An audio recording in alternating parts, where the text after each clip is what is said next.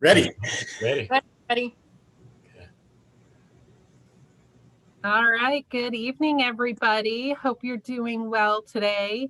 It was a gorgeous day here in the DC area. It was like 80 degrees here in Arlington. So hope you got to enjoy some fresh air today.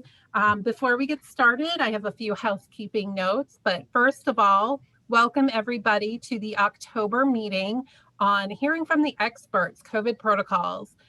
We have some great experts on the panel today to talk about what else? COVID protocols and bringing meetings back to hopefully in person soon. So we have some great experts to share some information with you today. As hopefully you all know, it is Government Meetings Professional Month or Government Meeting Professionals Month every October. So hope everyone is doing your part to celebrate, however that may be. Make sure you tune in on October 29th for SGMP Strong. So SGMP National is just having a little, Zoom happy hour check-in to celebrate all things government meetings. So we hope to see you there. Our next monthly meeting, very excited about this one. We are going to take a virtual trip to the Philippines. So we are joining forces with the Golden State chapter, and we can't travel right now, but travel is going to come to us. So we hope to see you there. And one more thing I want to share is your NATCAP chapter has joined forces with 5 other DC area meetings associations to form Mid-Atlantic Champs. And Mid-Atlantic Champs is a coalition of hospitality and meetings professionals.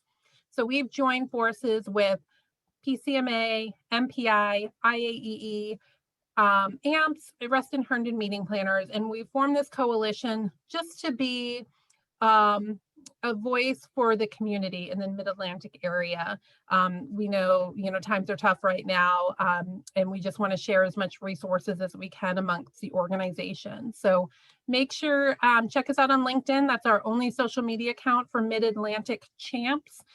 Check us out there, join and be up to date of the latest and greatest that's happening over the 6 different associations.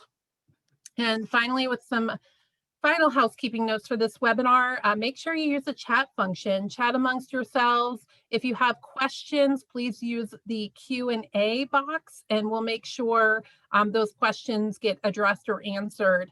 And then post meeting, we will have a happy hour on a separate Zoom link, which I will put in the chat function before the end of the webinar.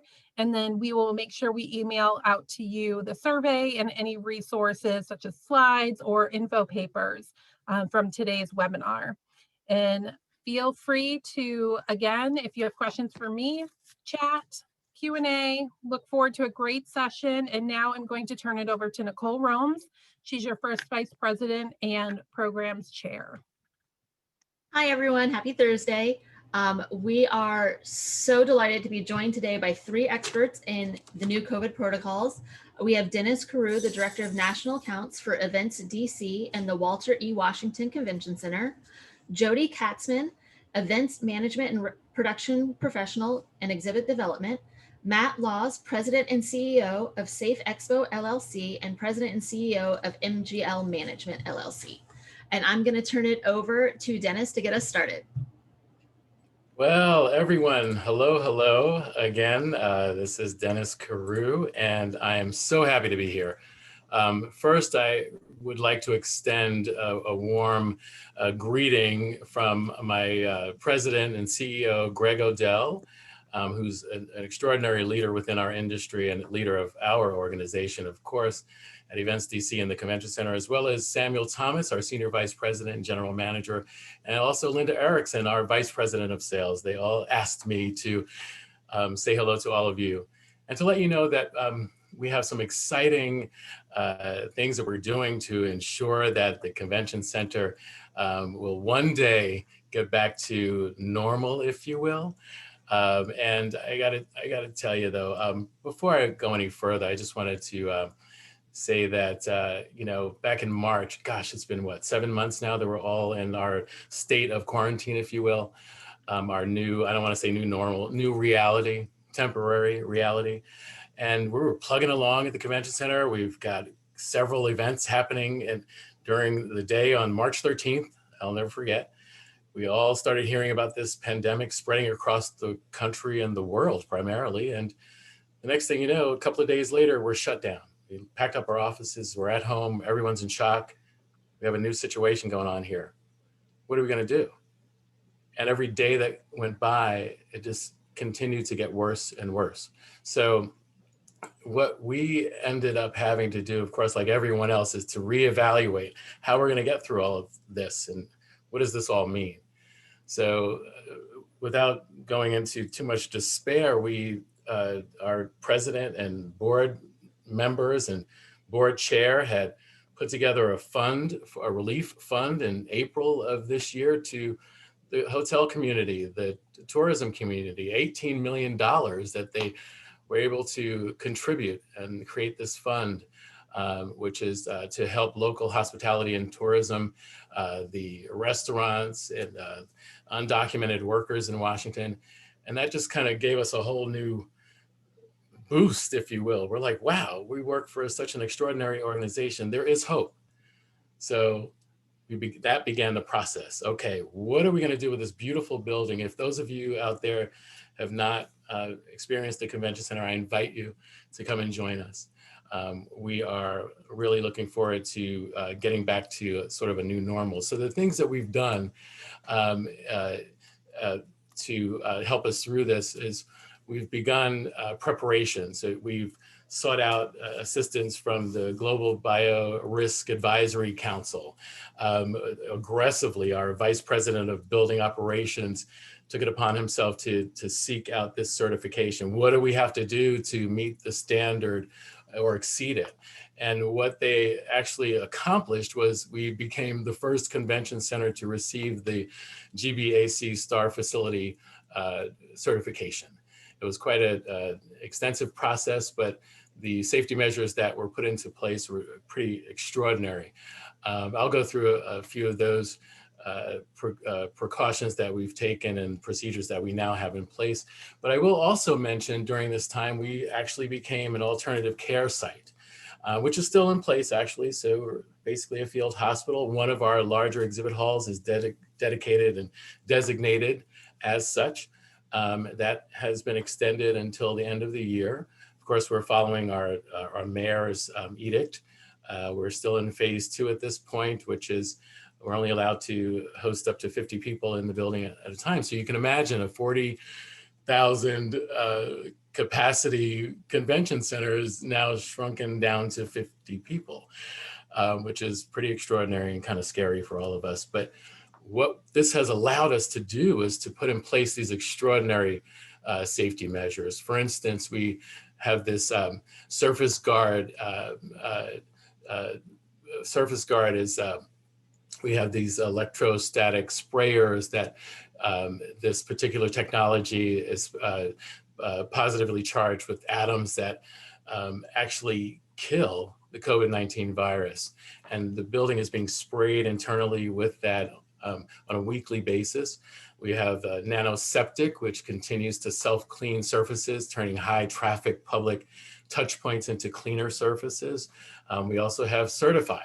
It's a touchless thermo scanning platform that is able to actually follow guests and employees through the building and check their temperatures. And if anyone is showing signs of elevated temperatures, et cetera, we then have protocols in place to work with those folks to get them into a safe area for quarantine. Fujitec Ionful is another of the implementations that we have in place.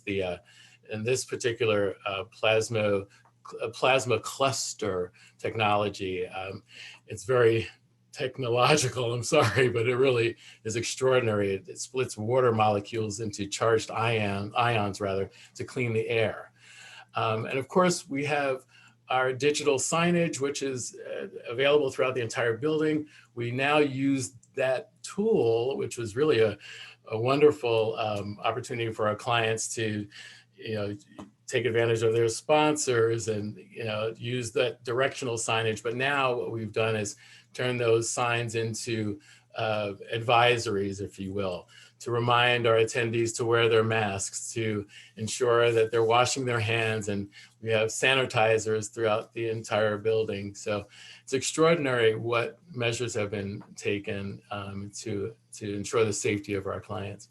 And in this particular slide, we have a back to the future is what we originally called this reopen document, if you will. It's really at this state of the game, we've decided to call it back to business. So we'll have that updated version for you. It's a 40-page document that outlines all of the measures that I touched on a bit, but it gives you a full picture of what we're doing and why and how, if you will. Here are a couple of examples of our team. They're actually in the building daily, spraying down the different surfaces throughout the convention center.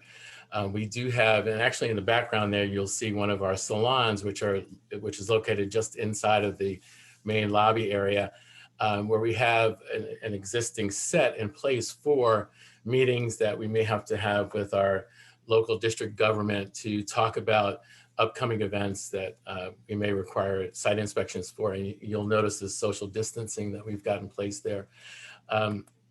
Additionally, we were able to do a few events out of the unfortunate cancellations that we experienced throughout the remainder of this year, where we're canceling contracts and watching everything just disappear, which is extraordinarily painful for all of us.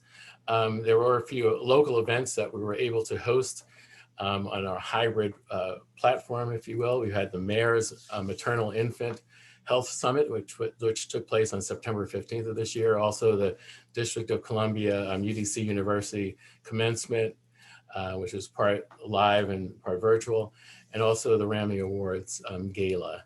So we're really excited about that. We have a new arm of our business model, which is creative services. And what they've done is really thought through this virtual spectrum, if you will.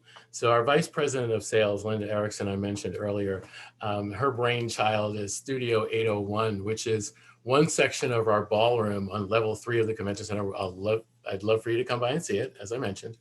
And it has everything that you need to do a virtual event. And I have a couple of pictures here to show you. At the end there, I'll show those pictures to you, but this is the platform for Gather, which has been created through creative services to deliver fully integrated sort of an experiential platform that provides like diverse array of entertainment and resources. So basically it's a website that's available to you that you can push your content to, or if you're interested in seeing a local event that has taken place at the convention center, such as the Mayor's event, the commencement service, the Rammy's Restaurant Association Gala, those tapings are available for viewing on this particular platform. So we're really excited about that. And then of course, Studio 801, here are a couple of wonderful shots of that space. The lighting is, the decor, everything about this space is really beautiful in my opinion, and I hope you think so as well. Of course, I'm trying to do this quickly because we've got so much to talk about. We've got so many exciting things at the Convention Center for you to experience. We'd love to have you join us to experience the Studio 801 and talk to you in more detail about the possibilities. So with that, I thank you, and I'll turn it over to my colleagues to continue. Thank you very much. Dennis, I have a question. We have a question that came in. Oh, sure. And feel free to answer, or Jody or Matt, if you know the answer to this. Is the antiviral spray safe for the continuous use by workers spraying it down? Oh, yes, absolutely. Now, they're all in protective gear, of course, as they're applying the spray. So PPE is very, very important, of course, and it is absolutely safe. So yes. Great, thank you. Sure. Okay, we're going to turn it over to Jody now. So hi, everyone. Greetings from the Big Apple. I am coming to you from the heart of New York City. I am an events management and production professional with national and global expertise in live event creation, planning, management, production, and execution of high-profile events, business programs, and TV projects. Just to give you a sense of my history, I've worked on several Olympic Games, presidential conventions, the Super Bowl, Macy's Thanksgiving Day Parade, their 4th of July fireworks, Miss America pageants, Tony Awards, Grammy Awards, et cetera, et cetera. And loved every minute of it. And like everybody else that watching, missing it tremendously. So when the pandemic hit, my first thought was, what will this require of me as an event producer to ensure everyone's health and well-being? Because it was clear that we needed to approach face-to-face events in a new and proactive way. So I began seeking any pertinent information that would enable me to support the sudden changes and challenges facing the event world, knowing that the pandemic was radically going to change how events are produced, managed, and attended. So when the world caved in, a lot of my colleagues pivoted to virtual. I kind of went in a whole other direction, and I pivoted to all things health and safety and became laser focused on that. I mean, I was always concerned with safety in events, but this really took on a whole new meaning. So what I was learning became more than a new passion. I was combining my events expertise with pandemic training.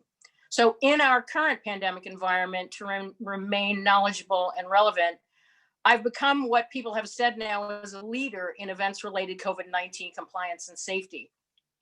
I'm a health education services certified, say all this 3 times fast, COVID-19 compliance officer. I have numerous COVID-19 health and safety certifications, including a brand new one that just appeared last week, a certified pandemic compliance advisor for meetings and events, an OSHA production control, infection control, SafeSets International COVID-19 Level A certification for production, and Event Safety Alliance's Event Safety Access certification.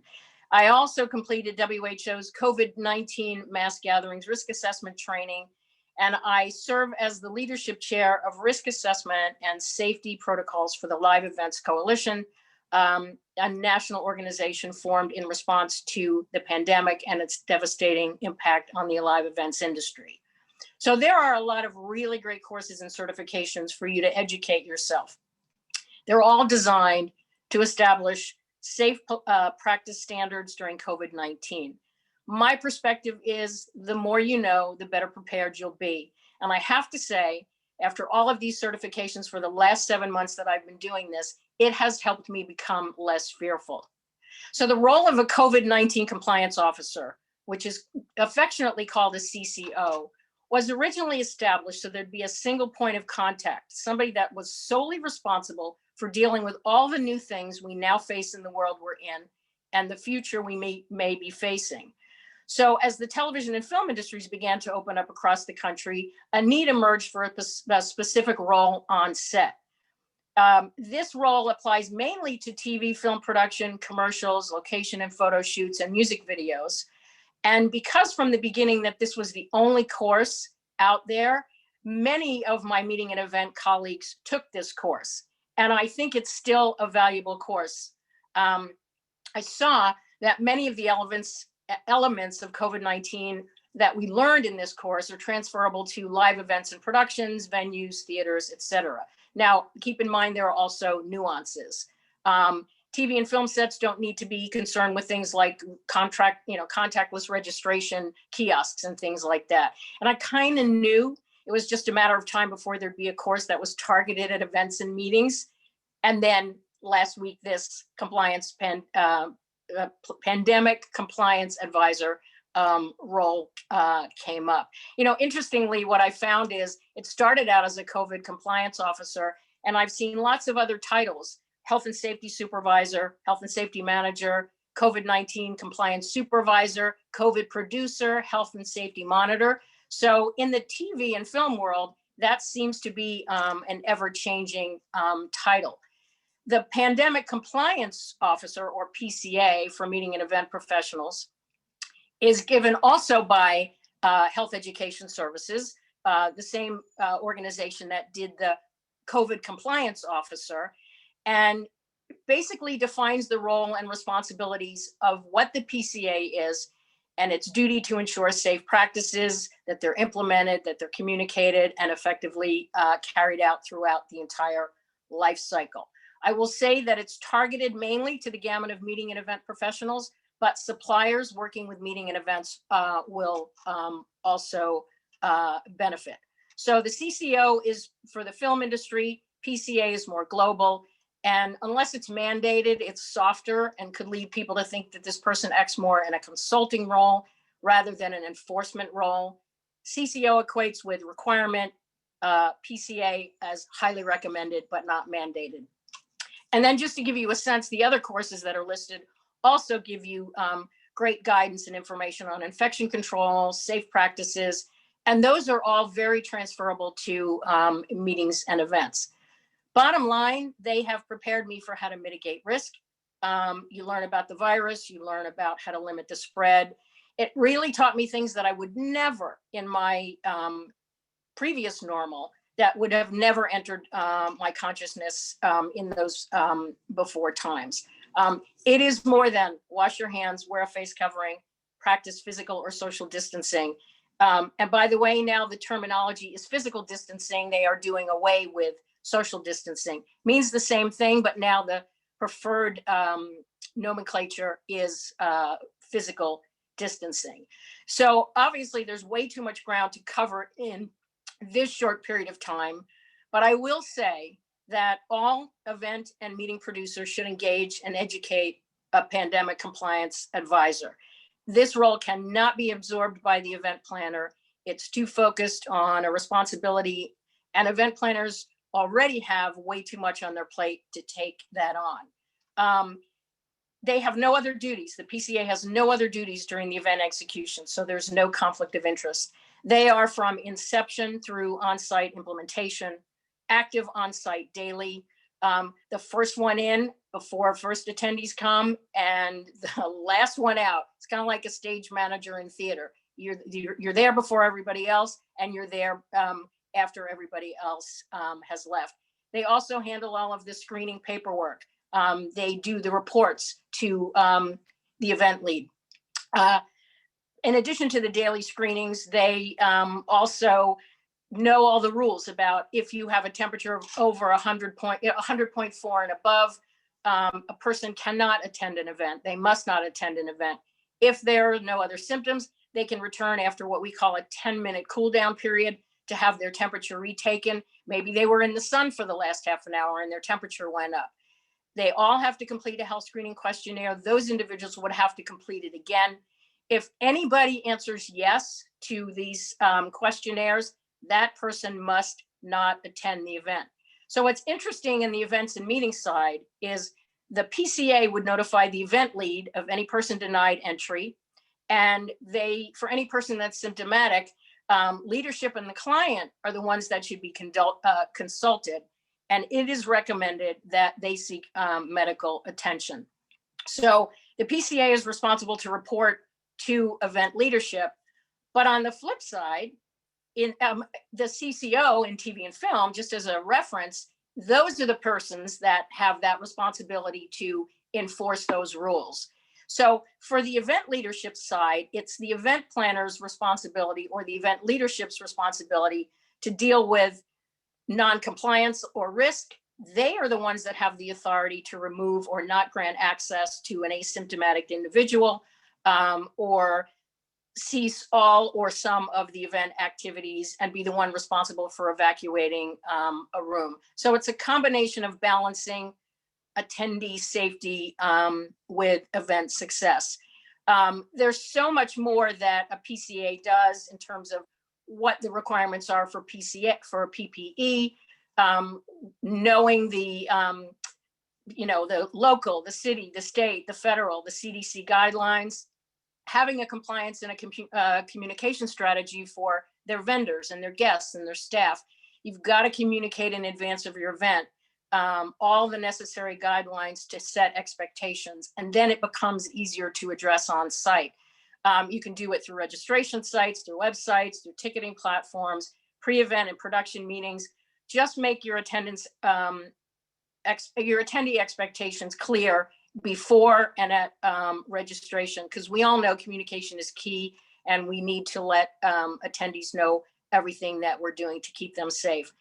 The CPA, PC, I want to go and say CPA. It's a weird title. They should have sort of reversed that, because I keep thinking of a certified public accountant. So, you know, the PCA also handles all of the sanitization and all the schedules, food and beverage. You know, what are the yeses and what are the nos? Yeses are plated meals, boxed lunches, individual water bottles, silverware, water glasses preset on tables, filled by a designated server. But it's a big no to buffets, bars, family style, cart service, cafeteria service, or self-service. So this is a health and safety role that this person will hold daily health and safety meetings with the event leads, with the hotel, with the venue, with the vendor. They need to do midday health checks with staff and attendees.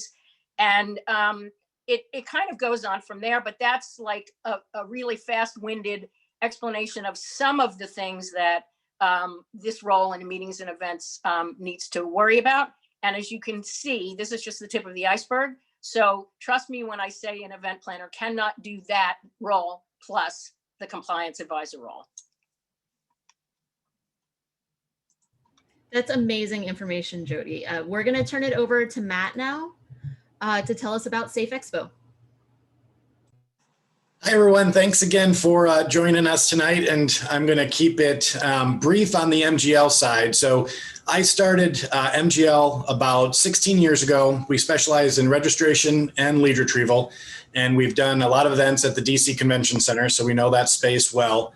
And so specific to COVID, you know, there's a lot of options out there now with the QR codes that you can do no contact registration, or we have a couple of clients that are looking at allowing the registrants to print their badges at home and then just scanning them as they walk in the door and handing them a badge holder, to all the way to your digital badges that appear on your smartphone devices. So there's different ways based on, you know, a lot of it is going to depend on the number of people that are coming through.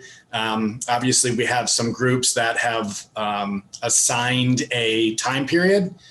So they have between this window to show up for registration. That may work for some groups, it may not work for others. But there's a lot of different ways on the registration side that people are looking at doing to try to keep you know, the gatherings, the mass gatherings from basically getting in the way of the social distancing and all of that. So, and then moving on. So as the, you know, pandemic hit in March, we decided, you know, something had to be done. And what could we do as a group with some other colleagues? So we formed Safe Expo. So you can jump to the next slide here. And what Safe Expo is the core program deals with the three areas of a typical event. You have the pre-event, you have the on-site, and then you have post-show. So what we do, and this is very closely related, almost exactly what Jody was talking about in terms of assigning that specialist. So we have a safety ambassador and we have a health safety liaison.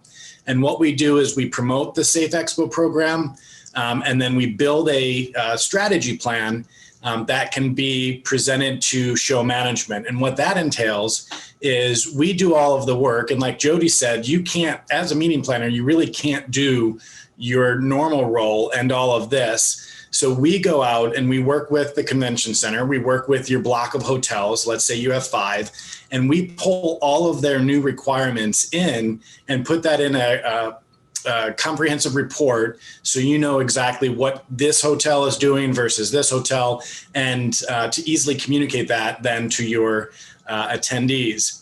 So we do the coordination with the venues and show management. We'll also work with the local health department and different facilities. If you guys have off-sites, you know, we can work with that venue to ensure that they're following the safety protocols, but also understand what they are requiring of your group.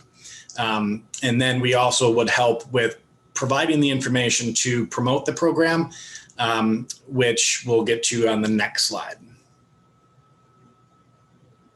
So once we get on site, let's see, there we go.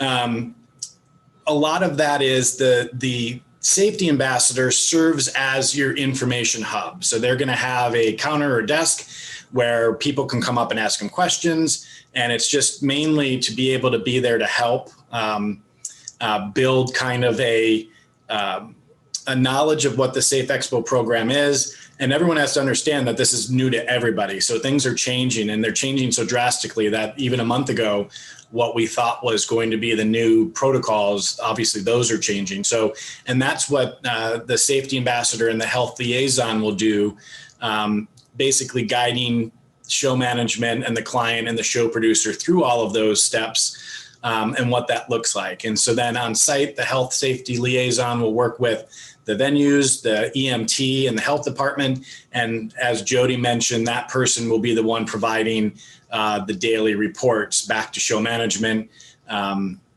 just coordinating kind of the overall efforts. And then as we go to the next slide, which is going to cover the post-show, what we want to continue doing is promoting the program and communicating with the attendees and the exhibitors and the speakers. But the biggest thing is that the bottom section, which is the monitoring. And so what we have built is a robust monitoring system to where we allow the attendees and the exhibitors to report back to us. And it is confidential. When they report back to us, we don't share their information with anyone. But if they said that they stayed at a hotel and they did get sick, we would report back, to show management, and we would let the hotel know without giving the name. And then work with show management to determine if there was any next steps that needed to be made. Were there patterns? Did we see, or is there more than one person or two people or three people that may have reported back to us?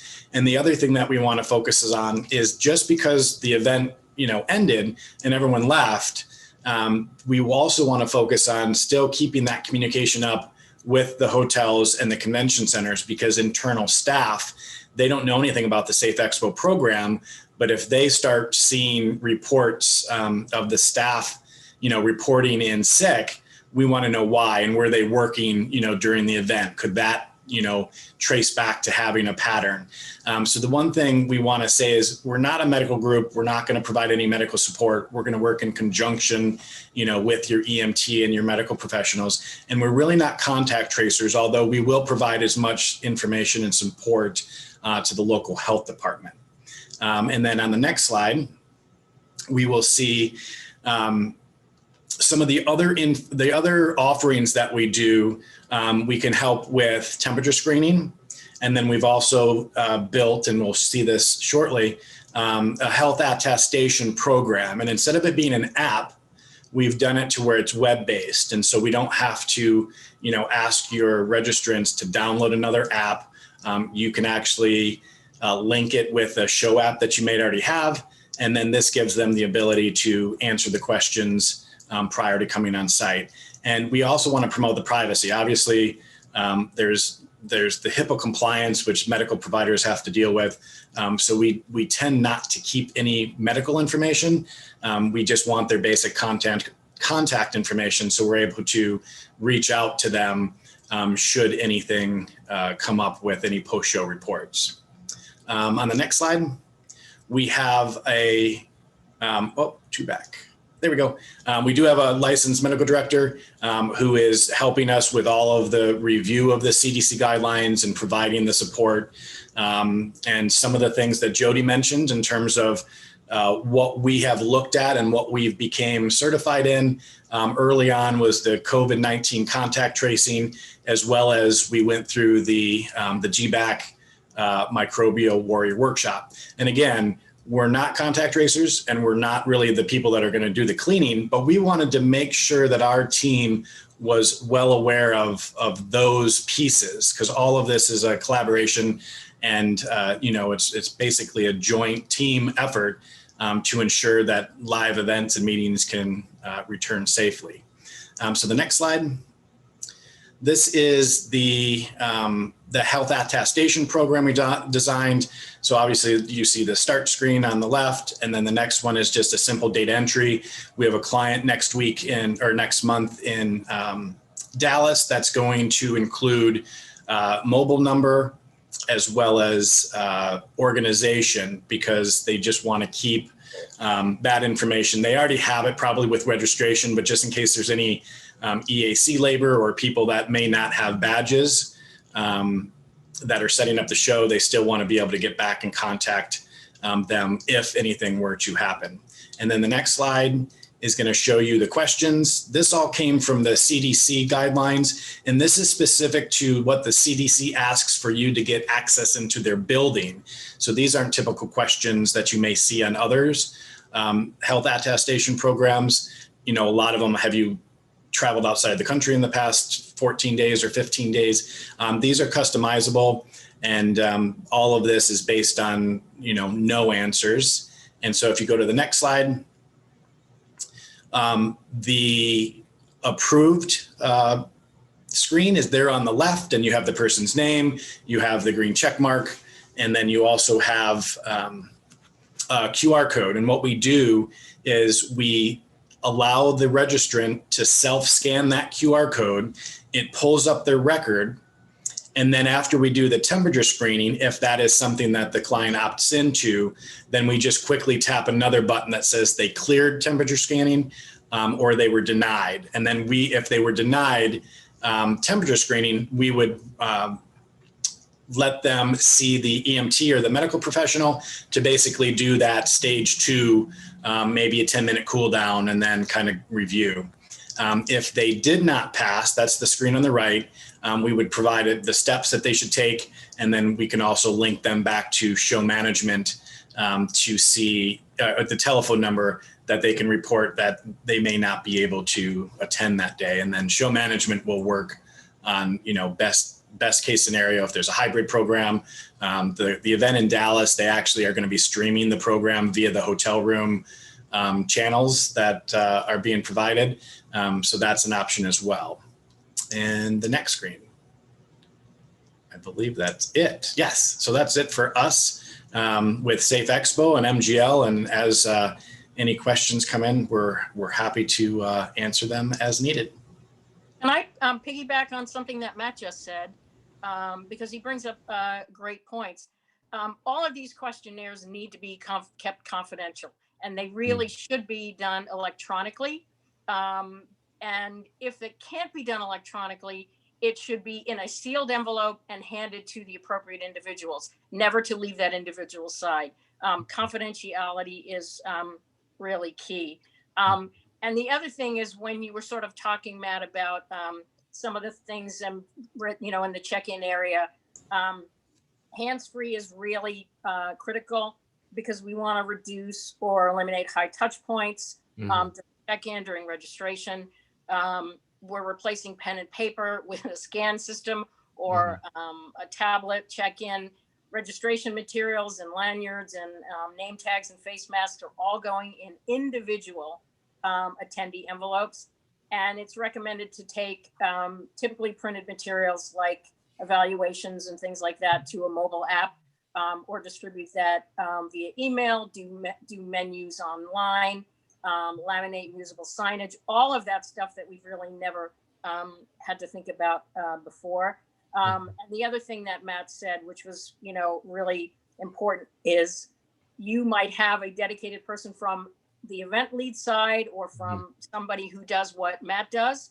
But there also needs to be an on-site. This person does not, these compliance advisors do not replace an EMT or an on-site medic. There is still a need for those roles. So just wanted to toss that out, because people sometimes think that the compliance advisor is now the on-set EMT. That is all wonderful information. So I have to tell you guys, we pushed a poll out to the audience asking if they would feel comfortable attending a 500-person event before the end of the year. The answer was 100% no. Then I asked the question, would you feel comfortable if some of these mitigation factors were put in place that they've heard from you guys? Over half of them changed their answer. Okay, very good. It really goes back to knowledge is power. Mhm. Yeah. If you have that information, you know how to deal with it. If you just walk into, just like the Orlando Connect Expo that just happened last week, where there were some issues, I will say. We have to remember that was like really the first one of that size. So people are still learning, so everybody's got to bear with us. But once you know that, I would not feel. And I attended an event in New York City a couple of weeks ago, and because of what I learned in these last 7 months by studying, I am not as afraid as I know that I would have been, because I could envision what I would need to do if I found myself in a situation where, somebody wasn't physically distancing, or, just whatever, or if everybody wasn't going in one direction, because there's all of those nuances that you learn about how you need to move about, an expo hall or a meeting room. So that's why, I'm a big believer in getting educated, because I do think that will stand you in good stead for the rest of your career. Absolutely. Jody, I just have to tell you, I'm jumping in, folks. Sorry. I have to tell you, one of my sales managers was on the webinar, and he's totally excited about exploring the PAC opportunity. We certainly need to have someone on site at the convention center with those credentials. So thank you very much for sharing. We're going to take this back most definitely, and Matt as well. I've learned so much from you both. So, well, the interesting thing, Dennis, is that when you take these courses, all the resource materials, so you will get the questionnaires, you will get what is the communication plan, you will get what is the code of conduct, you will get what do you do if somebody shows up and their temperature is 100.4 and above. I mean, that alone, those resource materials are worth gold. Right. All new, what is a code of conduct and what is a duty of care? And what are all these guides that everybody's talking about? This is all new language for all of us. Sure. I think that the more people that get educated, the better we will be. So absolutely. So we're going to hop into these questions. So what are some common mistakes that you're seeing planners and vendors make right now? Oh boy, who wants to start? Go for it, Dennis. Well, I think from our perspective, what I've noticed is for those folks that are teeter-tottering, if you will, as to whether or not they're going to move forward with their event, and we're talking next year, mid 2021, they're wanting us to have all the answers. They are wanting to take their existing program of 7,000 people and drop it in our laps and ask for us to make it happen. So we have to constantly educate folks on this is a collaborative. And if you think anyone has all the answers, no one has all the answers.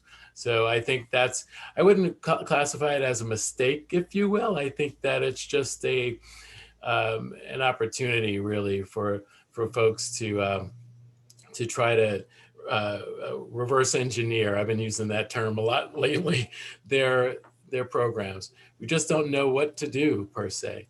So that's one perspective. Yeah. You're ready for mine? Okay. I'm sure. I know. I actually jotted a few things down because I think about this kind of stuff all the time. So I guess I would say it's not that planners don't know what to do. It's the lack of enforcement. That's what I'm seeing. That's what I'm hearing.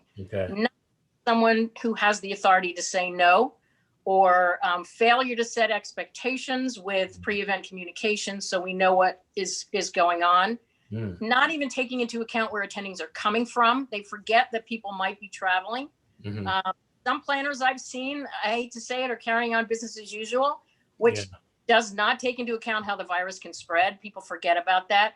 They're not following local, state, county, CDs. They're not following the guidelines. I don't know why that's so difficult. I know they're chomping at the bit, but we've got to do this the right way, because if we don't, we're just going to all suffer as an industry, and it's going to make it even harder for all of us.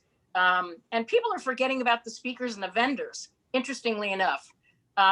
They're focusing mostly on the attendees, but that's only one piece of it. The other thing I wrote down was, and it's just very interesting. The messaging is not, the messaging that's getting out there is not clear. And basically, right now, we know there's no such thing as a safe event. So while everyone's desperate to get back to business, we have to be very careful about how we're advocating for this. I've seen people choose cities with lax requirements just so that they could do an event, and not necessarily a place that has low cases of COVID-19, but just saying, well, you know, I'm just going to pick something that has lax requirements. Again, that doesn't make any sense. And the big one that everybody knows and talks about is the no mask wearing, just like this event that just happened in Orlando. And that was an event planner expo. So it just doesn't it just doesn't make any sense to me. And I just think overall events are being done too soon and they're not being done the right way. And I think it's kind of sad that some people are like putting a profit before health and well-being. So that's a little bug in my bonnet. So I'll get off my soapbox now. Yeah, the only thing I will add is you just have to remember the liability factor too. And I think a lot of people don't think about that. There's a liability when you host an event, and then what are the waivers that you're requiring people to sign? And so that's where bringing people in that either have the expertise or can help you establish what those protocols are. And so that's the only thing I would add to what was already said. Yeah, because it's really hard to know where that person brought it in from. They might not have gotten it in the convention center. They might have gotten it, you know, 2 days ago at the local bicycle shop. So that's a very sticky wicket, that whole liability and waivers and stuff. Yep. And that brings us actually right into one of the questions our audience had. When working with venues, should the planner ask if they have a PCA, or should we as an organization bring in our own? Well, from what I've seen, because PCA just became known last week, the first inkling of this role being for our meetings and events individual was last week. And so I think we're going to have to figure that out as we go along. That's not up to the venue to provide the PCA from what they've told us. That's the event leadership should engage a PCA on their own, because that individual needs to go to site inspections. They need to check is it a GBAC star accreditation program? Are they willing to work within the compliances and the protocols? There's a whole host of other things. What's the air conditioning? There's there only one escalator. What do we do about elevators? So you need that PCA to be your champion for your health and safety. So right now, what the guidance is saying is the event leadership should be the one that designates that individual. Could possibly change, but I don't think so. I haven't heard yet that venues have that. I can see him being beneficial on both ends. Yeah. Well, we're going to be the first to have one on site at the convention center because it can only benefit us. Absolutely. Yeah. I'm just thrilled about it. I have the right person on it right now. So, Cool. Great. Yeah. So what trends are you seeing coming out of the crisis, or as planners bring meetings back to in-person? Well, I think we're into the hybrid, Mm-hmm. We were just virtual. Now we're into hybrid. So small in person plus virtual is the trend now. That's what I'm seeing because, that's what everybody's so accustomed to seeing boxes from the waist up. I don't know from a venue perspective, Dennis, what you're seeing. Absolutely. It's the whole hybrid situation, the whole the virtual platforms such as 801, Studio 801 that we've got now at the convention center. And we're also very much interested in the concept of the bubble, if you will, for sporting events, where those sports teams are pretty much sequestered in a bubble scenario, if you will, moving from a hotel that's connected to a facility. They've all been tested. They all sort of quarantine together when they come into a city. They move as a group into the convention center and sort of into a bubble scenario, if you will. Every space that they move through or to in the convention center is mapped out specifically for them. So yeah, the bubble concept, most definitely. We're thinking out of, God, I'm going to say it, out of the box. I can't believe I just said that. But we're thinking more broadly about smaller versions of that bubble concept, if you will, for a smaller program. So the trend right now is smaller, intimate, hybrid bubble concepts. And even social weddings, social events, weddings, that sort of thing, hybrid weddings. And it just goes on and on and on. So again, it's reverse engineering. We're blowing up the convention center and bringing it back in a totally different light. Yeah, so that's kind of what we're seeing. Yeah. Okay. I love the bubble. The NBA did a great job with that. Yes, They really did. They did. So yeah, we've got a couple of events coming up. So far, so good. We'll see what happens, you know. So what question are you hearing from planners and suppliers the most right now? Well, I know what we're dealing with is everything changes not only based on the state you're in, but based on the city you're in. So we're doing I'm actually, if you can tell by the lovely picture behind me, I am in a hotel because I'm doing a site visit in Boston. So we did that today, and just even the two venues, which are only a couple of miles apart, they have different regulations on how things work. They're both owned by the state, but just in terms of how everything operates. So I think a lot of the questions are, what's capacity going to be like?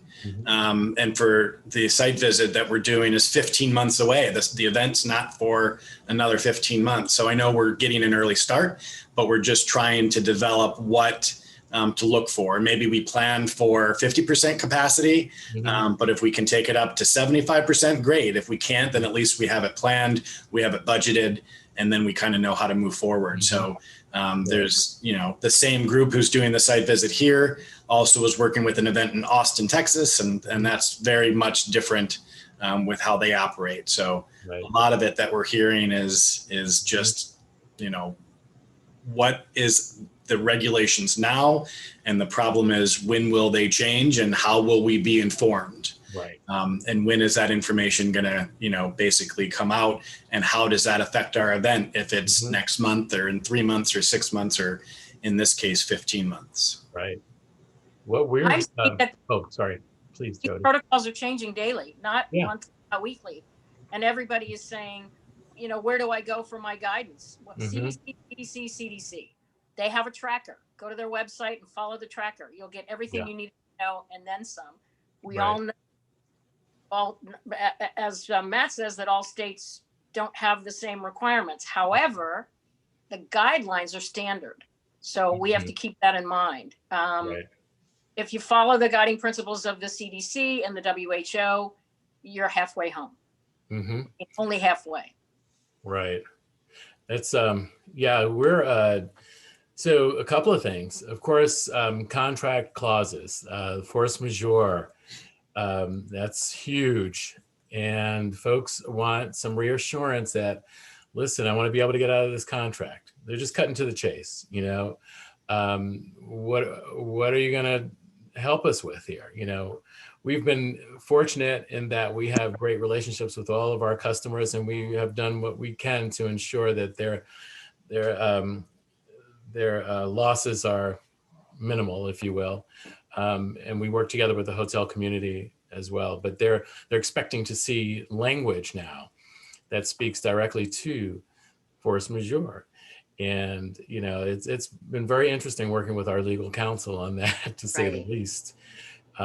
Also, our convention management team, for instance, they're in a perpetual state of room sets, reimagining room sets. And we're talking to our clients about, you've got X amount of space, but now you need more space.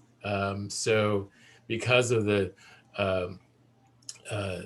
it's not social distancing. I keep using that term. You just said it, Jody. It's physical distancing. Yes, that's right. That really just changed in the last week or two. And if you go to the website, they still say social, but now Yeah. there's physical/social. So Yeah, and physical distancing makes more sense to me. We're still being social, even though we're separated. But yeah, anyway, yeah. So the resetting and reimagining spaces based on capacities that slash our space in half now, if you will, or vice versa. So, yeah.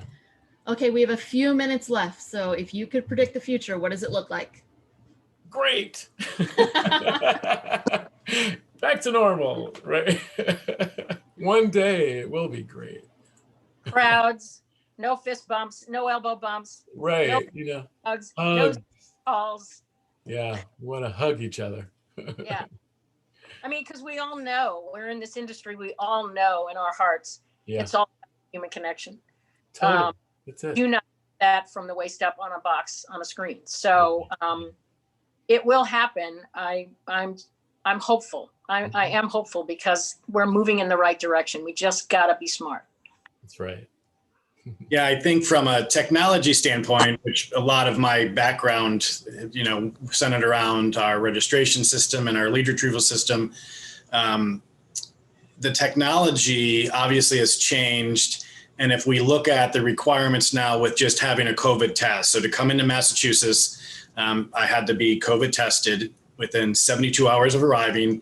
Obviously, it had to be negative, and I had to have proof available if asked. And then we had to provide that to the convention center. So let's think about what this is going to look like. And the question is going to be crazy.